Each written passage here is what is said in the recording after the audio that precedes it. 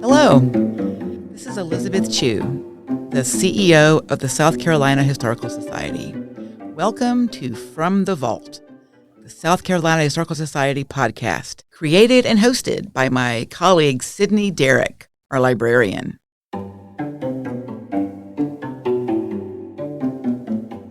This podcast will demystify archives. I am passionate about convincing people that archives are not in any way boring. They are, in fact, incredibly interesting. Who doesn't like to read stories about other people? Imagine spending all day long in a library reading someone else's diary. That is what historians and people who use archives do every day. From the Vault, we'll be telling stories of all South Carolinians from the perspective of the many fascinating items in our large and important archival collections. Hello there, and welcome to From the Vault, the South Carolina Historical Society podcast. As Elizabeth just mentioned, I'm Sydney Derrick, librarian here at the South Carolina Historical Society. In today's episode, we're going back just a few centuries to the American Revolution and looking at the problem that was clothing American soldiers. The lack of supplies needed for them led to deaths and desertions, and some going without basic necessities like shirts and shoes. Letters between George Washington and Congress, some of which are housed in the Henry Lawrence papers in our archives, illustrate how bad the conditions sometimes got. But before we get too far into it, let's talk about some announcements. Our latest exhibition, Voices of the Revolution, is now officially open at our museum. It commemorates the 250th anniversary of the American Revolution with original manuscripts from our collection and generous loans of fascinating artifacts from sister institutions across the state. The exhibition highlights the roles of all South Carolinians in the struggle for American independence. We would love for you to come see it in person at our museum in the Fireproof Building at 100 Meeting Street in Charleston. And we are heading to York County for our fall program this year on Saturday, October 25th. The day will include a tour of the archives at the Historical Center of York County, a lunch and learn lecture, and a tour of historic Brattonville. Tickets to the fall program are $40 and include access to all sites as well as lunch. A big thank you to South State Bank for sponsoring the program this year, and you can get more information and tickets by heading to the Programs and Events tab on our website, schistory.org. And before we head back to the 1700s, let's talk about our sources. For this episode, we used the Henry Lawrence papers at the South Carolina Historical Society, South Carolina's 4th Regiment Order Book housed in our archives, defense.gov, an article titled What Happened at Valley Forge on nps.gov, the National Park Service's website, Founders Online, the website maintained by the National Archives, which features correspondence from colonial and revolutionary leaders, an article titled Revolutionary War Uniforms by the Cincinnati chapter of the Sons of the American Revolution, information from an exhibition at the American Revolution Institute of the Society of the Cincinnati titled America's First Veterans, accessed on their website, an article on AmericanRevolution.org entitled American Revolution Continental Soldiers' Uniforms by Edward St. Germain, and Supplying Washington's Army by Erna Risch. Now, you may have heard before or learned in school about the winter encampment in Valley Forge, Pennsylvania, where soldiers had to survive shortages of supplies, very cold weather, lots of rain that then froze, all kinds of obstacles that really put a huge burden on the soldiers who were fighting for American independence during that time. Now, this was all during the winter of 1777 to 1778. But that wasn't the only instance in the war when necessities like clothes, shoes, and food were in short supply. It happened throughout the fighting. So if we go back to the very beginning of the war, many of the troops were part of volunteer militias, which means they weren't paid and they didn't have a standardized uniform to wear. In South Carolina, inventories of weapons and ammunition that each company had were sent to the Council of Safety when those regiments were first formed so that they knew what the state was working with. And even some of that was brought by the officers and soldiers. But clothing was not part of that list in the beginning. It was up to these volunteer soldiers to bring what they needed as far as that went. Later in the war, after the Continental Army was formed, uniforms did become more standardized, but as we'll talk about later on in this episode, even then they were still difficult to come by. As I mentioned, within the Henry Lawrence papers, there are many letters from George Washington in Valley Forge to Congress because Lawrence was the president of that group at the time. And Washington is requesting more clothing and better distribution of clothing for soldiers. And that's an important one because that's a big part of the problem is not just the supply, but how it was being given out and the timeliness with which it was being given out. So today's episode is based largely on those letters from Washington, which give a first-hand account of the conditions in military encampments. In November of 1777, Washington writes from White Marsh, Pennsylvania, quote, "Some have questioned why the Army isn't more active, but if you knew the state of their clothes, you'd be amazed how they're able to remain in the field at all during this time of year." He adds that the men who are recovering from injury in the hospital have less than those in the field, and that even some men are in the hospital simply for the fact that they don't have clothes to wear. These were men who were originally sent to the hospital because of illness or injury and who had since healed, but because they didn't have enough clothes to wear, they couldn't be released back into the field. And so this is November of 1777. This is right before that winter at Valley Forge. And in fact, just 2 days after Washington sent this letter, the first snow of the season began there. At this point, we're over a year into the war, and this had already been an issue in the past, but winter's coming, so some of the soldiers start taking matters into their own hands, seeing that if they're not provided for, they will purchase their own clothes. And then they send those receipts, figuratively and literally, to Washington and other leaders to request reimbursement, something else that Washington asks Congress for after they're not able to provide the clothing needed. A few days after Washington sends that letter, Henry Lawrence responds basically saying that Congress is working on it. We're trying to pass a resolution to help. And Washington then writes again saying he realizes that it's not because of neglect that Congress isn't getting more clothes to these officers and to these soldiers in the field, but he knows it's difficult because getting imports in with British ships just waiting up and down the coast is a hard task. You can't get clothing or fabric in from overseas if there's British ships there who are trying to stop those shipments of whatever it might be coming into ports. So Washington asks Congress, could they maybe look into getting clothes domestically and having the states make them? By the beginning of December of 1777, Washington writes again to let Congress know that officers are still having issues with clothes and that even if they wanted to purchase their own, at this point, they can't because of the depreciation of their American currency. In fact, he writes that some of them are considering leaving the service because of the lack of clothing that they need. And this is a theme throughout the rest of the war. And Washington comes back to this a lot. He asserts that many officers end up deserting or dying because they don't have the necessities they need to keep them warm and to keep them protected from any injuries that could happen. So at this time, the winter of 1777, a man named James Meese is serving as America's first clothier general for the Continental Army. Before the war, he had been a merchant in Philadelphia, and he began serving in this role in January of 1777.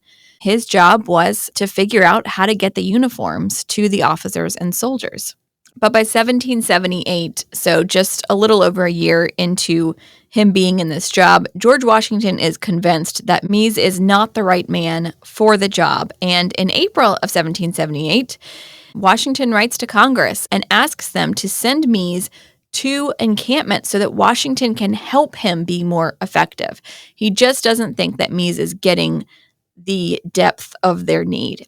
And he also asks for an investigation into the department because he feels like the state should be able to furnish soldiers with domestic clothing, and that Mies maybe isn't doing something he should in order to make that happen. So by May of 1778, the weather is warming, but the clothing is still not coming. Washington writes again to Congress on May 18th, 1778, and says that half of his soldiers are without shirts, and that doctors have said that hundreds of lives were lost simply because of the lack of proper clothing, and that in his mind, a lot of the deserters left for the very same reason. Later that same month, May of 1778, the Continental Congress passed a resolution that granted half pay to officers for 7 years after the war ended, as long as they served until the end of it. And enlisted men were to receive a set payment of $80. So Washington is happy about this development. All of this is done in an effort to keep officers from leaving the service for more profitable arenas. They could make more money elsewhere. They could have better clothing elsewhere. And that clothing part is still a problem. Even though they get this pension for 7 years after the war, Washington writes to Congress that they still need better clothes. This isn't solving the problem completely. More uniforms were distributed to soldiers in July of 1778, but it had to be done by lottery. There were 2 colors that were distributed through this lottery, blue uniforms and brown uniforms. And looking at the list, most of those went to the northern states, although North Carolina troops did receive blue uniforms and Virginia troops received brown. Those, however, were for enlisted men, for the everyday soldiers. Clothing for officers, even after that uniform lottery, still remained an issue. And this is happening. George Washington has left Valley Forge now. That winter is melting into spring and summer. By August of 1778, Washington, who's now in White Plains, New York, is just fed up with James Mies, the clothier general for the Continental Army. He writes to Congress asking that the clothier department be assigned a new leader and receive better regulation, saying that Mies is not fit for this role, and neither are his subordinates. Now, he does qualify that may be because they're just not fit for it or because they weren't trained properly by Mies. So he's putting all of this on him. Washington tells Congress that many men in his camp are without shirts or pants, and about 1/4 of them are without shoes, which continues to affect their health and morale. I mean, this all makes sense, right? Would you want to be marching through the woods with no shoes for days on end? Obviously, it would be painful, but this could also lead to more injuries and illnesses because if your foot got hurt or cut, even a small cut, there are no antibiotics at this time to treat infections. So that could lead to a debilitating injury. Incidentally, Washington's pleas are not heard or not acted upon, at least. Mies ends up staying in his role as clothier general until the department reorganizes later in 1779. So Washington still has to put up with him for a little while longer during the war. October of 1778, George Washington is now in Fredericksburg, Pennsylvania, and he writes to Congress about a new problem regarding clothes. His concern is that for those soldiers whose term of service that they signed up for is expiring, should they be given clothes out of the Army's current supplies to take home? Speaking as myself here, I would assume that some of these men had long journeys to get back home, which would have taken place on foot or on horseback, still several days either way. So more than one outfit probably would have been necessary for the trip. Washington says that it's his opinion that they should give departing soldiers clothes, even if it's expensive, because those traveling could get sick and die without proper attire, and that's something that they owe to them for their service to the country. So a few months later, January of 1779, Washington is in Philadelphia, and he's writing to one of the committees of the government, the Committee of Conference, about standardizing the cost of uniforms. He points out that in some states, officers still need clothing and basic necessities, but the states don't have the supply either. So he suggests that the monetary value should be given to the officers so that they can try and find their own uniforms, although this means that it will take officers time and further expenses to find the clothes they need on their own. And it means that the government needs to set a standardized price for uniforms instead of letting individual clothiers set that price, so that then the government knows how much money to provide for each officer when supplies of uniforms aren't available. By October of 1779, the United States were waiting on a large supply of uniforms that had been ordered from France. Henry Lawrence, who again is president of Continental Congress at this point, writes to George Washington that the order was supposed to leave France in March of 1779, but they weren't sent until July or August, meaning that they wouldn't arrive in America until January or February of 1780. Lawrence was concerned because, again, it's October of 1779. Winter is coming, and he wanted to avoid another, quote, Valley Forge scene, end quote. That's what he wrote.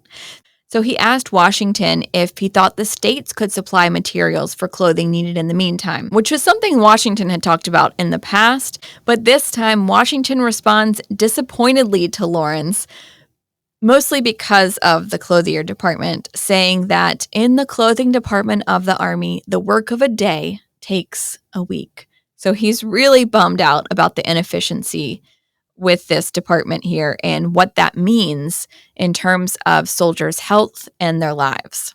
So we're now at the end of 1779, and we are obviously several years into this war, and clothing for soldiers and officers is still an issue. So imagine that you're an officer and you've been fighting for this cause for more than 4 years. Winter is coming. It's starting to get colder. If you're in Charleston, you don't know it yet, but you'll be fighting very soon to save your city from British occupation, which, spoiler alert, does not go well.